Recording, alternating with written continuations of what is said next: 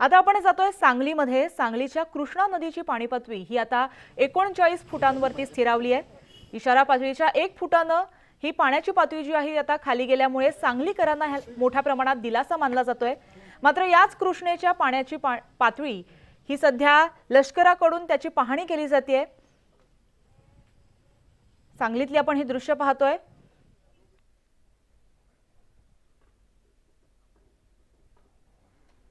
सांगलीची आयर्विन पुलाजवळची कृष्णा नदीची पाणी पातळी ही सध्या 39 फुटावर आहे, जी 40 फूट 6 इंच गेली होती।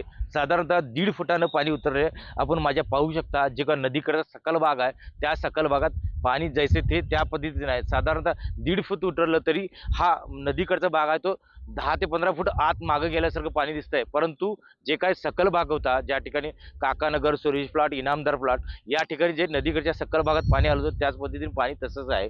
साधारणतः 35 फुटानंतर हे पाणी नदीकडच्या सकल भागाच्या वर येतं आणि त्या पद्धतीने पाणी आलेलं आहे। एकूणच बघितलं सांगलीमध्ये लोकांना दिलासा मिळाला, कारण का थोडं काय विना पाणी 1.5 फुटानं उतरलंय। परंतु वारणा आणि कोयना धरणाच्या पाणलोट क्षेत्रात जसं पाऊस पडतोय 60 ते 70 मिलीमीटर आणि कोयना आणि वारणा धरणाच्या ह्याच्यातून विसर्ग आहे, त्यामुळं पाणी का विना थोडं कमी होत आहे। परंतु लोकांचं मागणं आहे की लवकरात लवकर पाणी उतरावं आणि काही जे काय रोजचे व्यवहार आहेत ते रोजंदारी आहेत त्या सुरू व्हावी अशी लोकांची मागणी आहे। त्याच पद्धतीनं शाळेला जी काही मुलांना सुट्टी दिली आहे ती संपूर्ण जिल्ह्याला सुट्टी मिळावी अशी काही लोकांची मागणी आहे, कारण का 2 तालुक्याला फक्त सुट्टी दिलेली आहे आणि बाकी 2 तालुक्यामध्ये शाळा सुरू आहेत। इथून बोलले तर मुलांना सोडण्यासाठी जाण्यासाठी पालकांना त्रास होतोय आणि पाण्यात कुठेतरी घटना घडू शकते असं नागरिकांचं म्हणणं आहे। Video journalist Sudhir Asif Mursal, news 18 Lokmat, Sangli.